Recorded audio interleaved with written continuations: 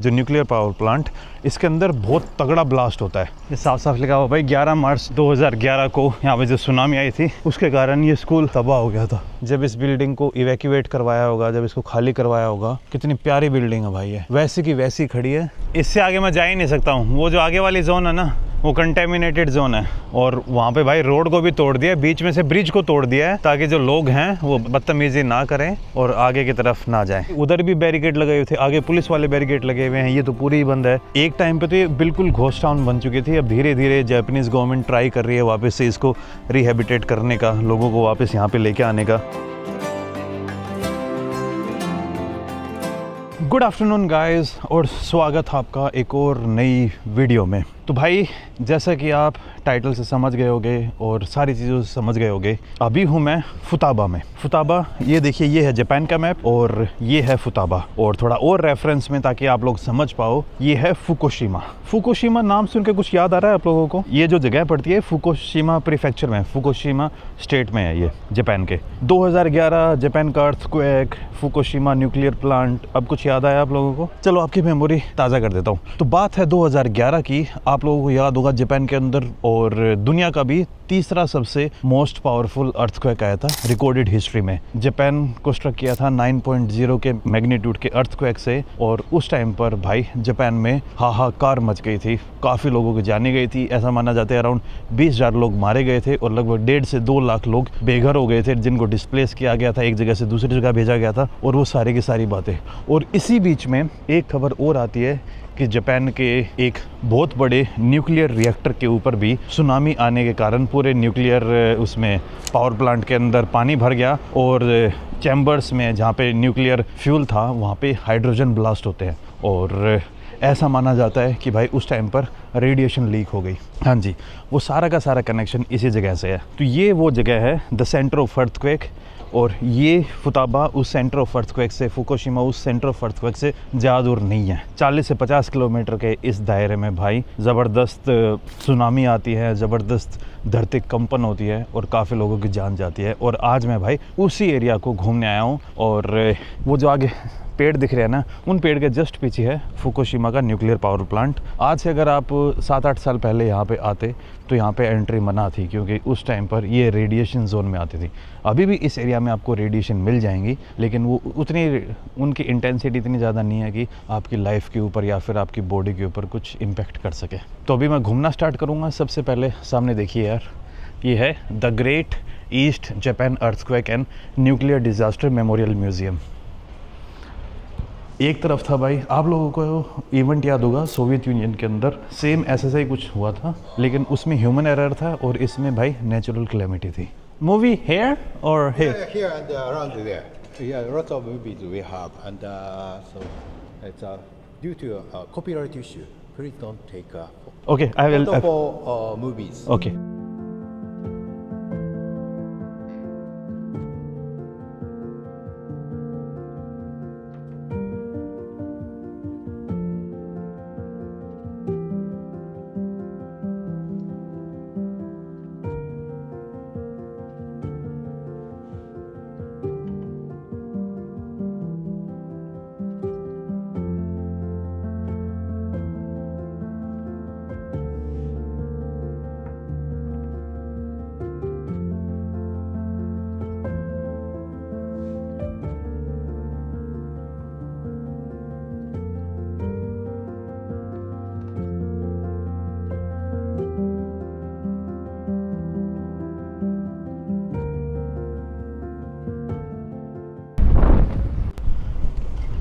तो भाई अभी मैं म्यूज़ियम के अंदर जाके आया था। तो सबसे पहले मैंने स्टार्टिंग किया म्यूज़ियम से, और म्यूज़ियम से मैंने ये साइकिल रेंट कर ली है और अभी मैं जा रहा हूँ यहाँ पे एक स्कूल की तरफ। और वो स्कूल देखने के बाद फिर मैं आप लोगों से ढंग से बात करना स्टार्ट करूँगा, क्योंकि उस स्कूल का जो टाइमिंग है ना, वो एक स्पेसिफिक टाइमिंग और उसी टाइम पर वो बंद हो जाती है। ये साफ साफ लिखा हुआ भाई 11 मार्च 2011 को यहाँ पे जो सुनामी आई थी उसके कारण ये स्कूल तबाह हो गया था। ये भाई मैं स्कूल की बिल्डिंग के अंदर एंट्री ले रहा हूँ, देख लीजिए आप। बिल्डिंग एकदम इंटैक्ट है, बिल्डिंग के ऊपर ज़्यादा प्रॉब्लम्स नहीं आई हैं, लेकिन बिल्डिंग के अंदर जो जो चीज़ें थी ना वो सब लगभग ख़राब हो गई हैं।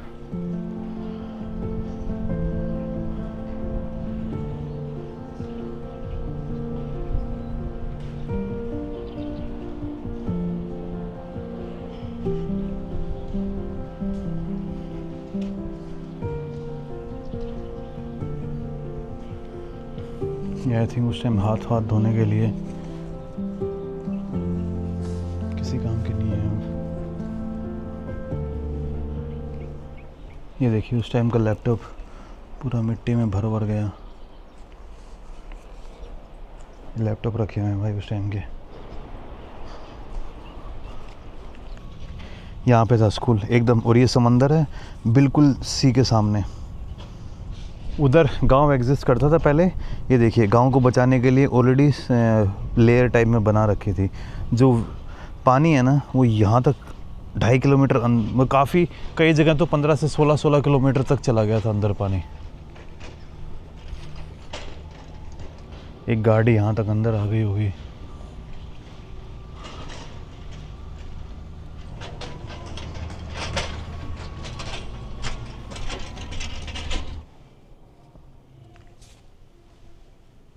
ये जो स्कूल के बच्चे थे उनके ड्रम व्रम और बाकी सारे, पूरे इस टाउन का फातुबा का मैप। ये देखिए पहले ऐसा था, ये 1947 में, 71 में ऐसा हुआ, 2000 में ऐसा हुआ, 2009 में ऐसा था, 2011 में अर्थक्वेक के बाद पूरा भाई वाइप आउट हो गया था। ये देखिए आप, खास करके जो ये वाला सीन है सब कुछ। फिर धीरे धीरे एरिया डेवलपमेंट का काम शुरू हुआ।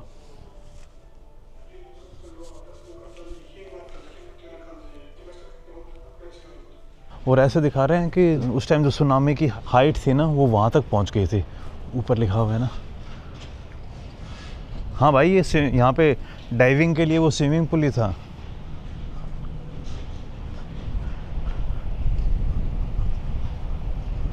तो भाइयों मुझे है ना यहाँ पे एक मैम मिल गए जिनको इंग्लिश आती है, तो उनसे, so when tsunami came here what was the height of the waves? Okay, they say that it was 15.5 meters. 50 15. 15 yeah. 15.5 meters from the sea level. And at this school it's like 5.5. So to the point they were mentioned here till there. Oh yeah, that you see the white line of the blue board. So that's the height of. So like the first floor was totally under the water. Yes, it was, and like just above, like 20 centimeters above the second floor. And you were saying like for 6 years it was an evacuation zone. Here also for 6 years? Me? No. You're saying that like for 6 years whole area was. Oh, 6 years, yes. Okay, in 2017 they opened it. The evacuation order was lifted in 20% of the area in Namia town. Before that it was totally prohibited. Because of the nuclear, yeah? Yes. But now I think Japan is releasing water, yeah? Yes, we do. And they have tested. I heard even President Joe Biden came here from USA, eat the fish from Fukushima. Yeah, to appear it's safe. Namiya station. Near the Namiya station. Near the Namiya station. It's like 0.45 micro. But it's kind of like more than 10 times higher than the usual level. But it's not harmful, yeah, that those levels. Nobody can tell. So everybody has a different effect of the radiation, yeah? Okay. Okay, they say it's safe. But okay, I live in the house 10 times higher. I drink water every day. I eat fish every day. And there is no sign of illness or anything, yeah? I'm not sure. But in the villages, no one died because of cancer. I think I heard only one person died of cancer. I'm wondering that my sight is worsening right now. It might be some effect, like whitening the sight. Whitening like the eyesight. The cataract. I don't know the exact. The cataract, like it's. But is it because of radiation or what? Or nobody knows? They say there is some relationship between the correlation between cataract and radiation. Yes. But I don't know if it's the first reason that I'm having nobody can tell. And what now people think about nuclear power plant? They are not happy with it? Okay, it's kind of sensitive because we depend on that nuclear power plant For the power, yeah? I mean, economically. Right now. Okay, we are getting a lot of money for that, so it's very hard to say no because Yes, you're right. we get Yeah. a lot of money for that. So the government is paying you money to stay here so that they can rehabilitate this whole zone. Yes. Government is trying to bring back people here. Yes. Yes, paying a lot of money, but before the disaster, they're paying a lot of money to make us believe that it's safe. The nuclear power plant was safe. That was what they wanted us to believe. And now they are paying a lot of money to make us believe that it's the safe. radiation is safe. You're I'm not sure. I'm not sure because they paid so much money to make us believe the nuclear power plant was safe. It wasn't safe. But like this is the first time it happened, and it's the first time for everyone. So nobody can say anything. Like it's. But it's kind of very sensitive because like when tsunami came, tsunami swallowed the houses here, and after tsunami left, in the debris, they heard a lot of voices of the victims. Some victims were still alive in the debris, and so they tried to save them from the debris. But because of the evacuation zone, they cannot because of the radiation. The very next morning at 5:44 in the morning, the evacuation order was issued, and they had to lift their parents, their relatives in the debris. They had to leave the town. That was so hard. Yeah, now I can understand. So yes, one person was like. And still, this power plant, it has electricity or no? I don't think it is. But still, it's working because it has a nuclear reaction. Yeah. Reaction. We have to slow it down. I think it's going to take around 40 years to fully dismantle it because it's a slow process. You cannot remove the nuclear, the fuel. I think. Yes, they say it takes 50 years. 50 years. At least. Nobody can tell. But I have to say one thing. I have to praise you guys. You did a very good job in controlling it. It's a very unique thing. Like what happened in Chernobyl, and you did a very good job. Oh, do you think so? But okay, here there are a lot of earthquakes, and after I moved here, since I moved to this town, I experienced 4 or 5 big earthquakes. And what was the magnitude? Maybe 7? Yeah, some of them were as big as the first one, in 2011. But that was 9. 2011, okay, it was 9 magnitude. Yes, we had a big earthquake in 2021 and 2 big ones in 2022. And every time a big earthquake comes, my roommate start packing and put her important things in the car and get herself ready to evacuate. Yeah, and we set out from our house, and after some hours we come back. Yeah. But in this earthquake there was no tsunami. Tsunami was only in 2011. Yes. Yes. Yes. They were kids inside the school that time. Yeah. They were students here. Students. Yes. 82 students and 13 teachers were in the school building. and Okay. they run to the hills. Thanks a lot. Thank you for everything. Arigatou gozaimasu. Arigatou gozaimasu. But you speak very good English. Oh, thank you. Yeah. Thank you. You learned in school or you learned later? Oh, when I was a student, like 25 minutes. ये देख लीजिए भाई, उस time पे बेचारे Japan के भी जो वार्निंग सिस्टम थे वो ख़राब हो गए थे, जिस हिसाब से मैम बता रही थी। इन मैम ने यार मेरे को बहुत ज़्यादा इन्फॉर्मेशन दे दी। वैसे इन मैम का अभी भी मानना है कि ये जगह सेफ़ नहीं है, लेकिन मैं ये मानता हूँ कि जापानीज़ लोग थोड़े से ज़्यादा डरे हुए रहते हैं इन मामलों में। They are more scared. And जिस हिसाब से जापान ने ओपननेस दिखाई थी इस प्लांट को लेके, हर किसी को उन्होंने अलाउ किया था यहाँ पे आने का। मुझे सच में ये नहीं लगता है कि जापानीज़ को अपनी गवर्नमेंट के ऊपर इतना शक करना चाहिए यार। ये मैम बता रही हैं जब पहली वार्निंग आई 3 मीटर की, उसी टाइम पे स्कूल के जो स्टाफ थे उन्होंने स्कूल को इवैक्यूएट करवा लिया था और इसी कारण से वो बच गए थे। यहाँ पे जो पहाड़ है ना पीछे, ये वाले जो पहाड़ है उसके ऊपर चले गए थे सभी स्कूल वाले, क्योंकि स्कूल में तो बसेस तो होंगी, तो सभी बच्चों को इवैक्यूएट करा के वहाँ पे लेके चले गए थे। जैसे कि मैम ने बताया काफ़ी जो जानें थी वो बचाई जा सकती थी, लेकिन खास करके जो कुछ बूढ़े लोग थे उन्होंने वार्निंग्स के ऊपर बिलीव ही नहीं किया।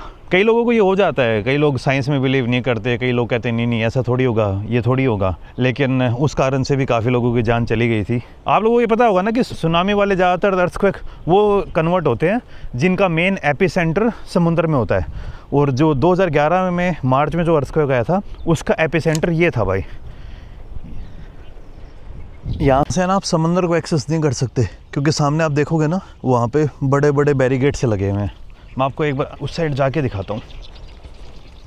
जगह जगह पर आपको इस टाइप के जो इवैक्यूएशन जोन है ना वो दिख जाएंगी।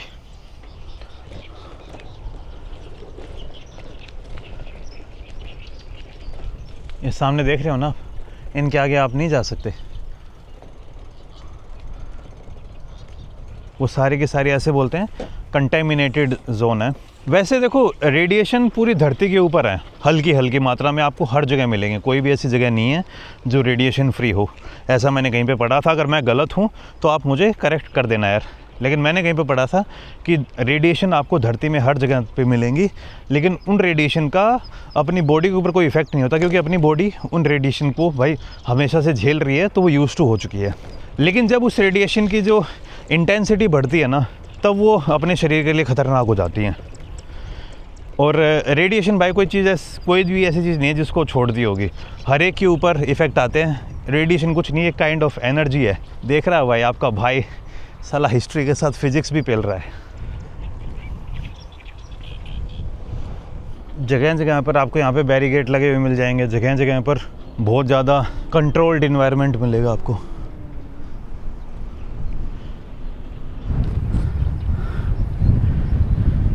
ये देख लीजिए सामने जो है ना ये बैरिकेड लगे हुए हैं, और वहाँ पे भाई रोड को भी तोड़ दिया है, बीच में से ब्रिज को तोड़ दिया है ताकि जो लोग हैं वो बदतमीज़ी ना करें और आगे की तरफ ना जाएं।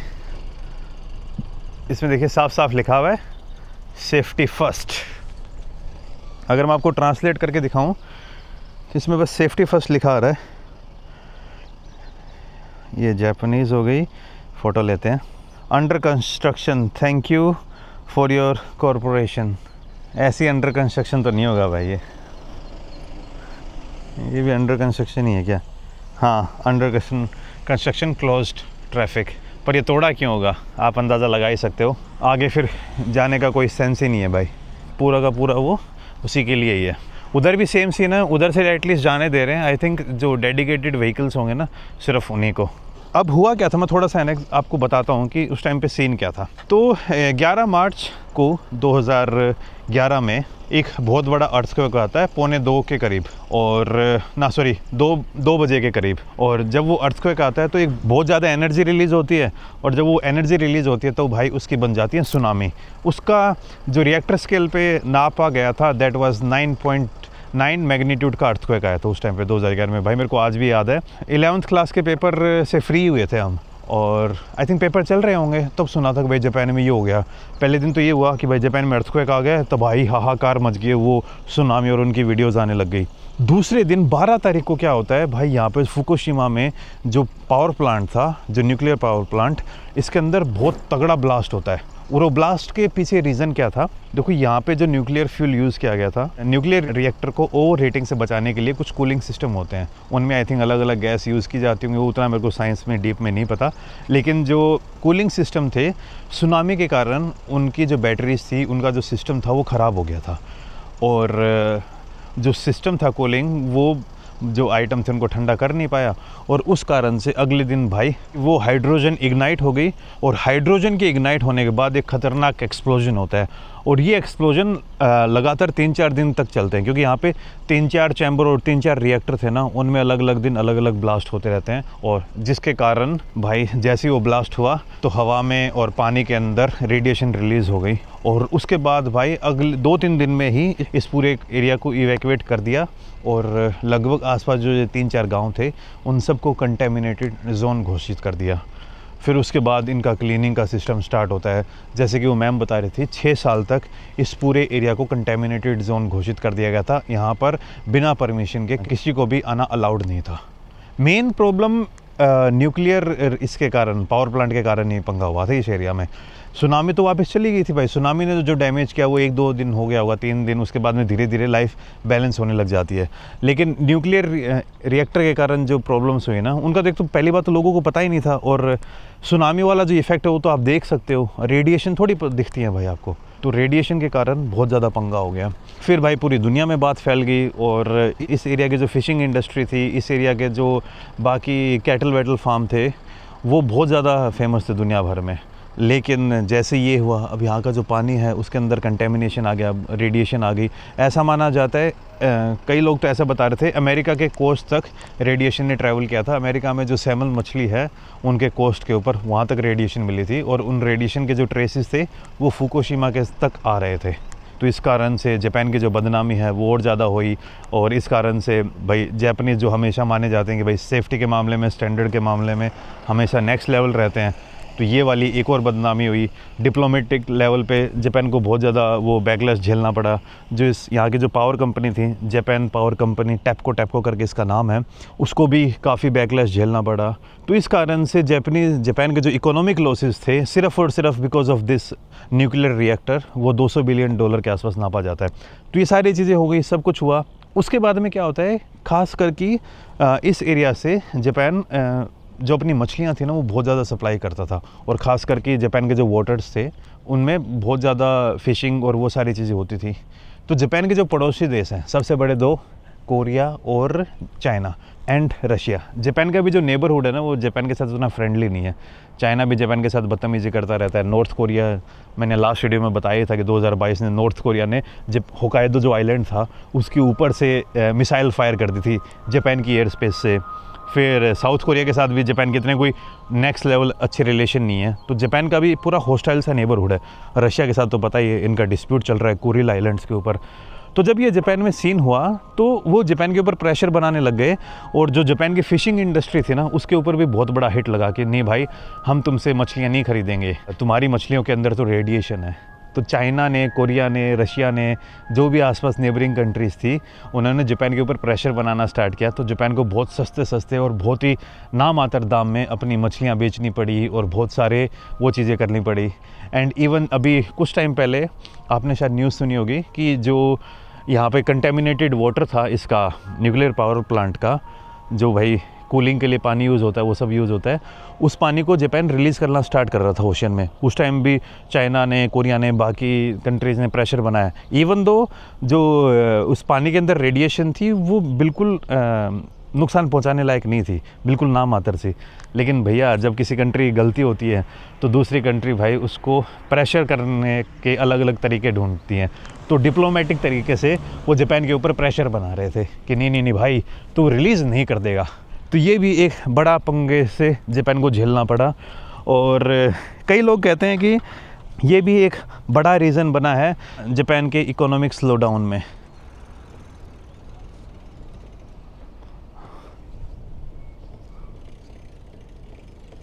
ये देखिए यहाँ पे रन वेस्ट सुनामी इवैक्यूएशन, जगह जगह पर इस शहर के अंदर आपको सुनामी इवैक्यूएशन के लिए चीज़ें मिल जाएंगी। ये देख लीजिए, आई थिंक वही होगा, इवैक्यूएशन जोन या फिर कंटेमिनेशन जोन। अब ट्रांसलेट करता हूँ, रुकिए। वहाँ पे तो कंस्ट्रक्शन वाली वो लगा रखी थी, यहाँ पे दिखाऊँ आपको क्या लिखा हुआ है। ये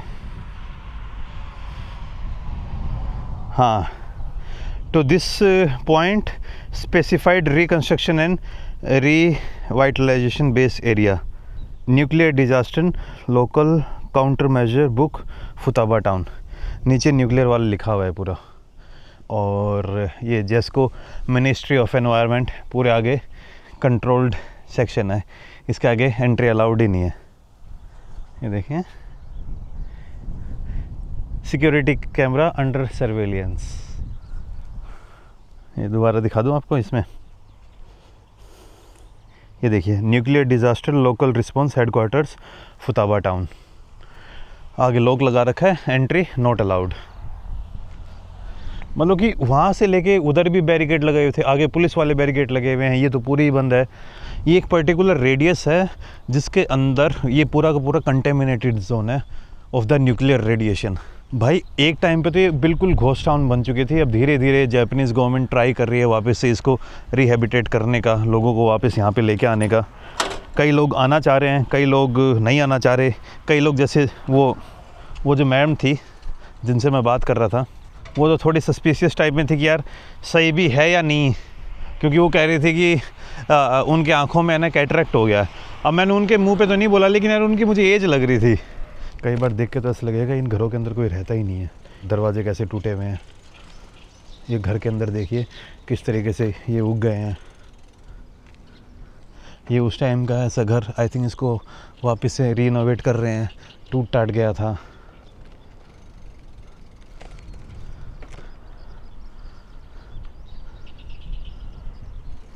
वहाँ पे रहते हैं इस घर में, हाँ इस घर में तो लगता है लोग रहते हैं, लेकिन यहाँ की हालत देखिए आप। और ये बिल्डिंग अभी धीरे धीरे कचरा हो रही है। आई थिंक इसको वापस से लोग क्लेम करके ठीक ठाक कर देंगे। बंद पड़ी है भाई, लेकिन ये वेंडिंग मशीन चालू कैसे है? Do not enter, authorised person only.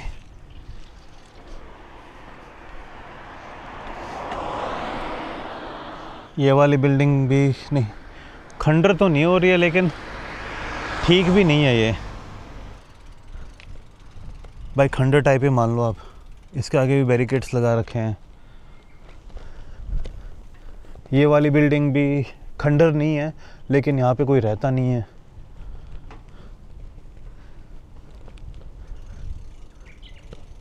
ये वाली बिल्डिंग बंद पड़ी है, देखो।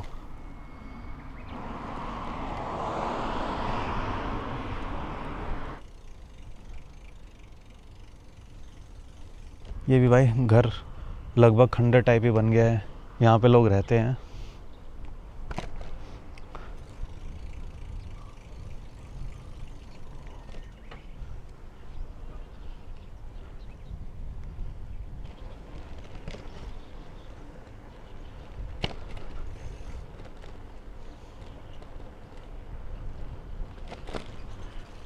कोई दिखेगा नहीं पर इनमें अंदर, आप हर जगह लिखे हुए कि नॉट अलाउड, नॉट अलाउड। ये देखिए खंडर ही बन गई है भाई ये बिल्डिंग। अभी धीरे धीरे आई थिंक लोग आना जाना स्टार्ट होंगे इनके अंदर।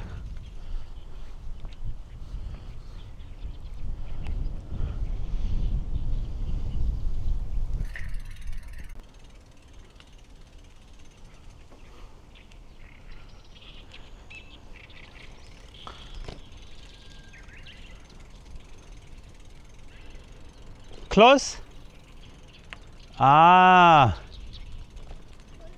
Close. Arigato. Okay, open. Okay. This Fukushima? Arigato. Bye bye. This open? This? Okay. अरिगत, बाय बाय। ये देखिए ये वाली जोन भी वो है एकदम आगे, यहाँ पे तो सिक्योरिटी गार्ड को रखा हुआ है।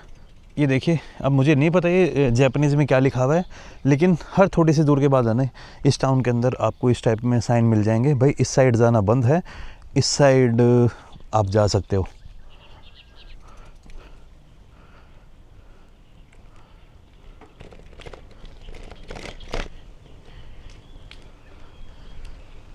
ये देखिए, उस टाइम पर जब इस बिल्डिंग को इवैक्यूएट करवाया होगा, जब इसको खाली करवाया होगा, कितनी प्यारी बिल्डिंग है भाई। है वैसी की वैसी खड़ी है।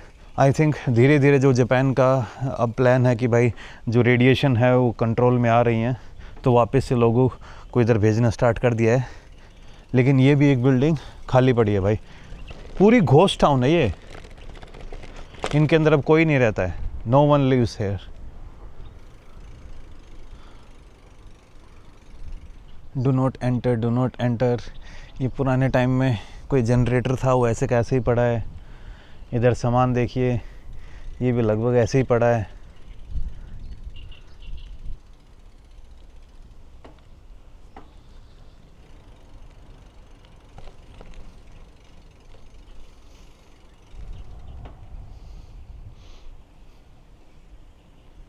ये खाली है भाई, घर से, घर अंदर से कोई नहीं रहता इनमें, इतने अच्छे अच्छे घरों में। ये देख लो, अलाउड नहीं है इनमें, लोग रहना तो क्यों नहीं चाहेंगे भाई। साइकिलें ऐसे पड़ी हैं, कोई सफाई वफाई नहीं है, किस तरीके से घास उग गया है। ये देखो आप, जो लोग रहना भी चाहते हो कैसे रह लेंगे भाई, पूरे इसको कंटेमिनेटेड जोन घोषित कर रखा है। और कई लोग तो वैसे भी डरे हुए रहते हैं, अगर इस टाइप की कोई चीज़ हो जाए, मीडिया वैसे ही लोगों को डरा देती होगी कि ये है वो है। 10 साल पहले कैसे लोग यहाँ पे रहते होंगे खुशहाली से। ये तो मुझे अभी का लग रहा है, ये मशीन तो यूज़ होती है।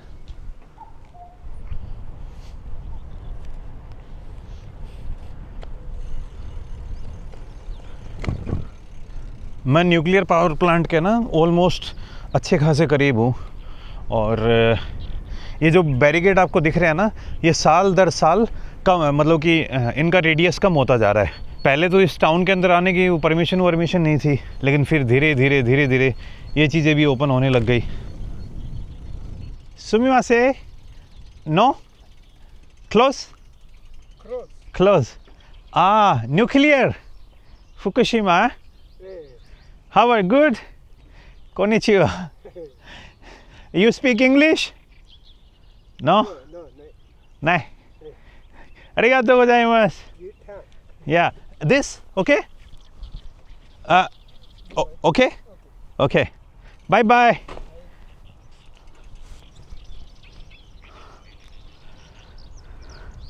एक इम्पैक्ट मैं आपको और बताता हूँ कि उस टाइम पे हुआ क्या क्या था। काफ़ी टाइम तक जापान ने मिलियंस ऑफ डॉलर खर्च किए हैं यहाँ के जो फ़िश है उनके अंदर बार बार रेडिएशन चेक करने में। इस एरिया के आसपास जहाँ पे चावल का प्रोडक्शन होता है, उस चावल के अंदर रेडिएशन का लेवल चेक करने में। मतलब इस एरिया से, अगर इस एरिया में कोई भी नेचुरल प्रोडक्शन हो रहा था, चाहे वो दूध का हो, खाने का हो, मीट का हो, या फिर पानी का हो, या मछली का हो, किसी भी चीज़ का हो, हर चीज़ के अंदर जापानियों ने मिलियंस ऑफ डॉलर खर्च किए हैं टू चेक कि भाई अब रेडिएशन की जो इंटेंसिटी है वो कितनी है।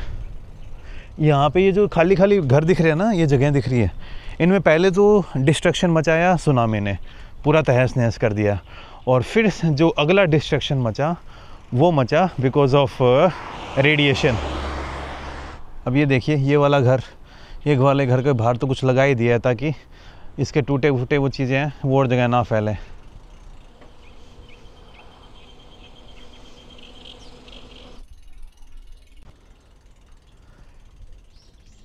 ये देखिए इस घर का डिस्ट्रक्शन, आप कोई नहीं रहता उस घर में। वो वाली खासकर जो वो अंदर वाली बिल्डिंग है ना, पुरानी बिल्डिंग लग रही है मेरे को, वो तो पूरी टूट टाट गई है।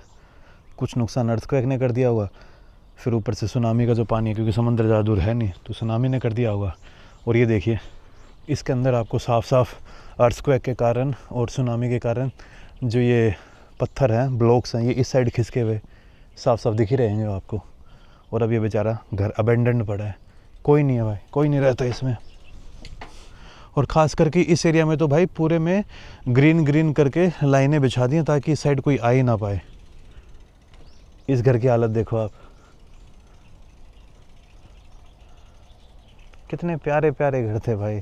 इनमें लोगों ने अपने छोटे मोटे जानवर पाल रखे होंगे और अब इनमें भाई कोई नहीं रहता। लोगों ने शायद घर को प्रोटेक्ट करने के लिए बाहर से ये टिन विन लगा रखी थी, ये भी लगभग गिरने ही वाली हैं। बाहर आपको बिल्कुल भी गंदगी नहीं मिलेगी, लेकिन अंदर भाई जिम्मेवारी यहाँ के गवर्नमेंट की नहीं है और घर वाले बेचारे पहले आ नहीं सकते थे।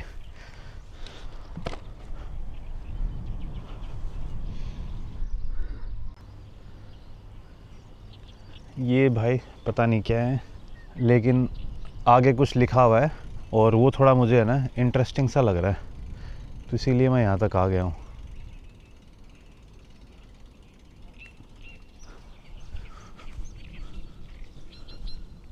चैट जीपीटी से पूछता हूँ ये क्या बताती है। उसके ऊपर 120 कुछ ना कुछ लिखा हुआ है। अब देखते हैं। चैट जीपीटी को बोला what is this. This image shows a radiation monitoring display in rural area likely near Fukushima explosion display rates which mean.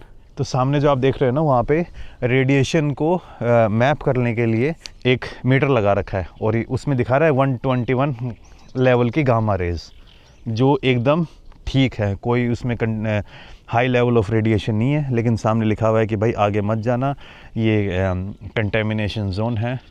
तो इस मामले में जापान ने जो ट्रांसपेरेंसी दिखाई है वो भी काबिल तारीफ़ है। इवन दो भाई जापान ने स्टार्टिंग में कुछ दिनों के लिए जापान ने इसको दबाने की कोशिश की थी। हर कंट्री करेगी भाई, कौन नहीं करेगा, कौन अपनी बेइज्जती चाहेगा। जापान को पता था अगर दुनिया को पता चल गया तो बेइज्जती होनी है, और वो हुई बाद में। लेकिन वहाँ पे देखिए रेडिएशन के लेवल अभी दिखे हुए हैं।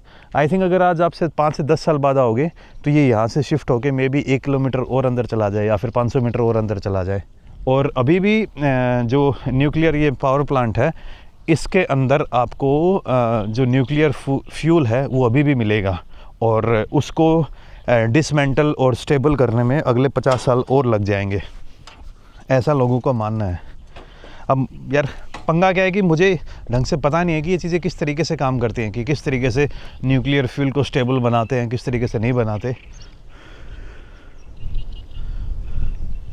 जहाँ जहाँ पर है ना, ये देख लीजिए अंदर भी पूरे रेडियस के अंदर इन्होंने वो लगा दिए हैं तार टाइप में, contamination zone, do not enter.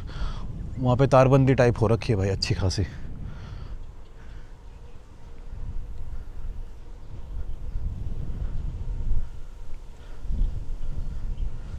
I think ये तो इंडस्ट्री ओपन लग रही है मेरे को ऐसा।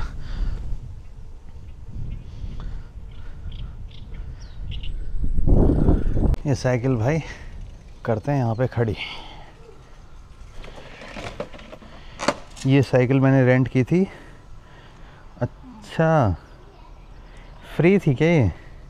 इसमें मैंने 100 का सिक्का डाला था, उससे खुल गया था, और जैसे ही मैंने वो डाला तो ये वापस निकल के आ गया। तो इसका मतलब आई थिंक फ्री होगी। तो 100 का सिक्का लेने का मतलब क्या था, मैं समझा नहीं यार अभी तक। अरे हाँ, डालो और निकाल लो, ऐसा कुछ सिस्टम है। हाँ, 100 का सिक्का डाल के ही वो खुलेगा। ये भाई मेरी टिकट और वो सब, ये बुकलेट। ये था म्यूज़ियम, जिसके अंदर आपको 5 मिनट की एक मूवी दिखाई जाएगी।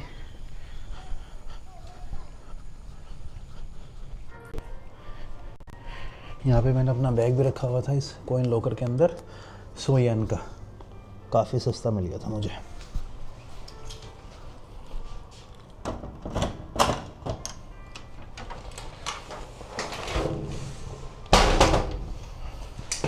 सामने जो आप ये घर देख रहे हो, यहाँ पे पहले घर एग्जिस्ट करते थे, लेकिन फ्लडिंग के बाद और जब सुनामी आई तो कुछ लोगों ने अपने घर दोबारा बना लिए। कुछ के टूटे नहीं और कुछ के भाई ऐसे कैसे खंडरे पड़े हैं। ये प्लॉट खाली ज़मीन। ये वाला घर देखिए भाई, पूरे तरीके से टूट टाट सा गया है, देखिए आप। जापान के मुझे खास करके ये देखिए आप, यहाँ पे भी इन्होंने रेडिएशन मीटर लगा रखा है कि भाई अभी यहाँ पे हाल फिलहाल में कितनी ज़्यादा रेडिएशन है। तो यहाँ पे रेडिएशन दिखा रहा है 0129।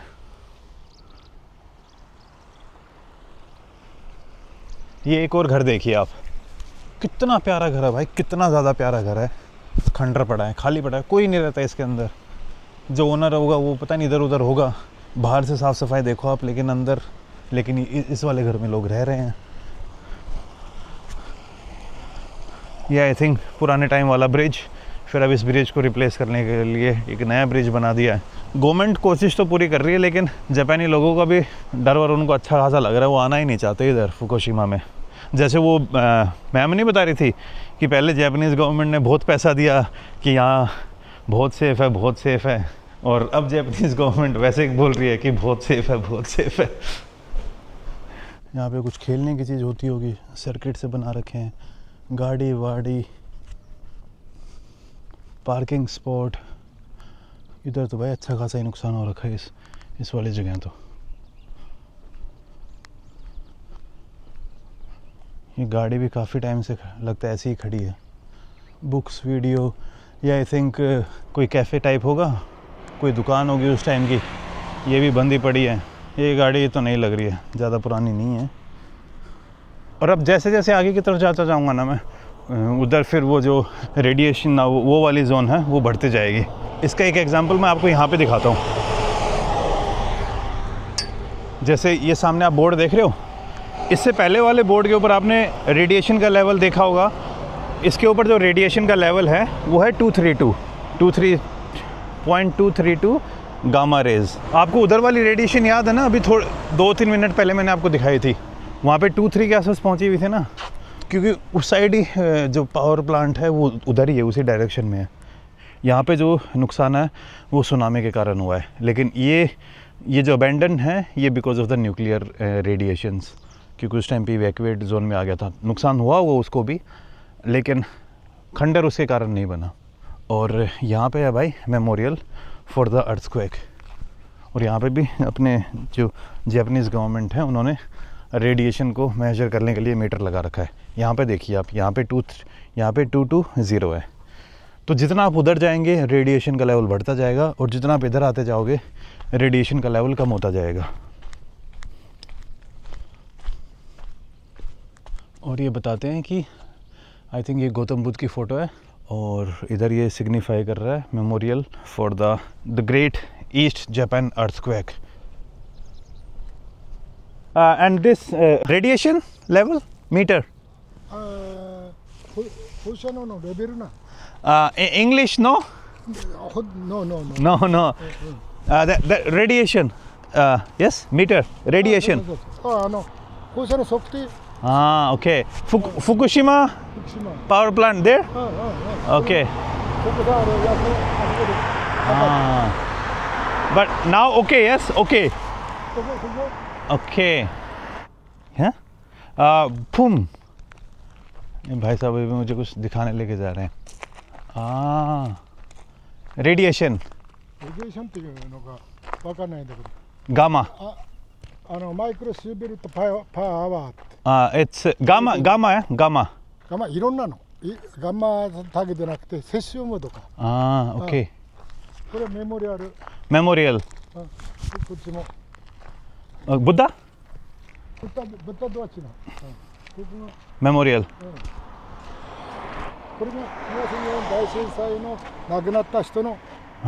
Okay Gautam Buddha Buddha.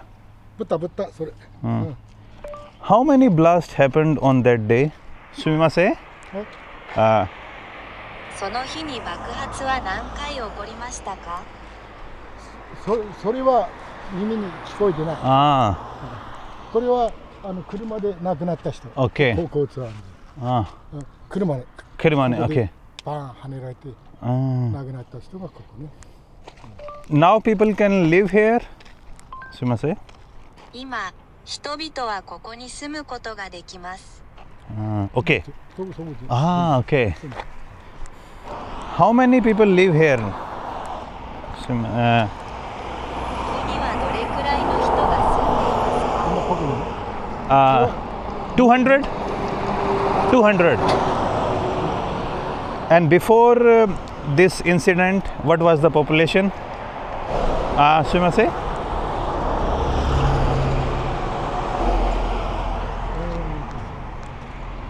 Japanese 8,000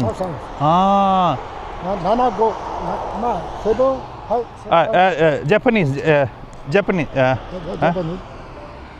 7500人。OK ありがとうございます。バイバイ。どこまで行くの？あ？今日はどこ？あ？今日は今からどこまで行くの？ I'm going Tokyo. Futaba. Futaba station? Yeah, Futaba station, Tokyo. Tokyo. Yeah, yes. Today came here to see the memorial and museum. 今日は記念碑と博物館を見るためにここに来ました。Yeah. そっち。 I already saw the museum and school. Only memorial was left. Now I am heading towards railway station. 今日行ってきたんだもん。博物館と学校はすでに見ましたが、残っているのは記念碑だけです。今は駅に向かっています。Okay. 向こう側に。Yeah. Okay, ありがとうございます。どうもね。Bye bye. Yeah, Hindu. OK。 Yeah, Hindu ね。Okay, bye bye. はい。どうも。Bye bye. Namaste. तो भाई मैंने uncle जी से ये पूछा कि जब incident हुआ था उस टाइम पर पॉपुलेशन कितनी थी और अब पॉपुलेशन कितनी है। भाई आप चौंक जाओगे। जब इंसिडेंट हुआ था, जब ये अर्थक्वेक और सुनामी आई, उस टाइम पर इस जगह की पॉपुलेशन थी 7,500 से 8,000 के करीब। और अब बताओ, अब सिर्फ 200 बंदे रहते हैं। और 200 बंदे भी अभी रिसेंटली 6 साल पहले अलाउ किए हैं गवर्नमेंट ने। ये जो सामने है ना, ये है फुताबा का नया रेलवे स्टेशन। और ये जो इस साइड है, मैं भी आपको दिखाता हूँ, ये था फुताबा का पुराने वाला रेलवे स्टेशन। पुराने वाला तो बहुत छोटा है, नए वाले के अंदर आपको एकदम जो न्यू आर्किटेक्ट है वो दिख ही रहा होगा। ये भाई एक ये वाला लेके जा रहा हूँ, मेरे को अच्छा लगा ये याद रहेगा भाई। ये फुकुशियामा का है, इसके अंदर थोड़ी बहुत तो रेडिएशन होंगी। और ये वाला भी ले लेता हूँ, कुछ नहीं पता, कुछ रैंडम स्टफ़ ही है, लेकिन रेडिएशन लेके जा रहा हूँ मैं।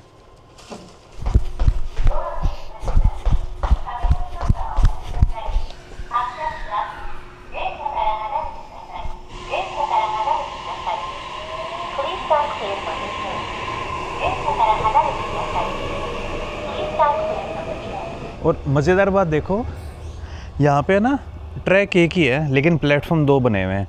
उस साइड वाले प्लेटफॉर्म को अभी यूज़ में ही नहीं करते हैं लोग। मेरे हिसाब से इन फ्यूचर काम में लेंगे। आई थिंक सुनामी आने से पहले ट्रेन उसी साइड आती होगी, लेकिन सुनामी के बाद वो पूरा का पूरा तहस नहस हो गया था। ये कुछ फ़ोटोज़ देखिए उस टाइम की कि ट्रेन को कितना नुकसान हुआ था यहाँ पे। बहुत ज़्यादा चल गया यार आज। अभी मैं ट्रेन में सोऊंगा, कम से कम 3 घंटे की ट्रेन है। 10:30 के आसपास टोक्यो पहुँचने वाला हूँ मैं। और आज पहली बार जापान की कैपिटल के अंदर एंट्री होगी इतने दिनों बाद।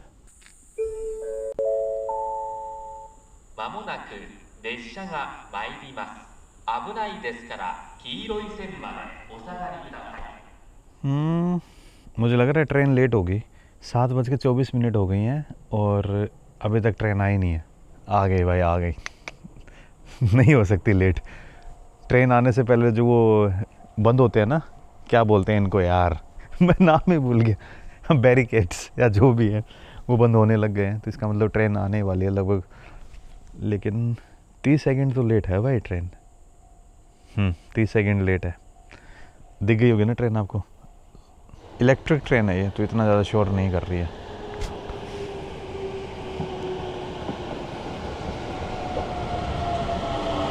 और इस ट्रेन का नाम है हिटाची लिमिटेड एक्सप्रेस।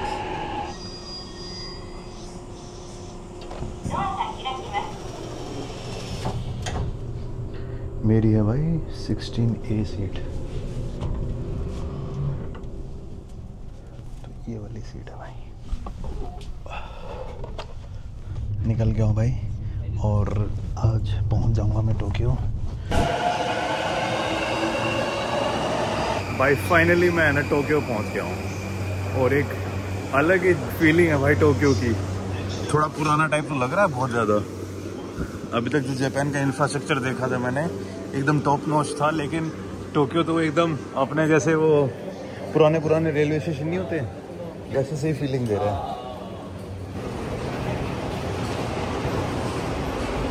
और ये भाई हिस्टोरिक मोमेंट होने वाली है। आज मैं लास्ट टाइम मेरा JR पास यूज़ कर रहा हूँ अभी।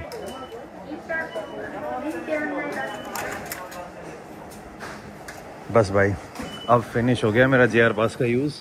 इसके बाद अभी हॉस्टल में जाके फिर सो जाऊंगा मैं। अभी मेरे पास और ऐसे कोई स्पेसिफिक काम है नहीं।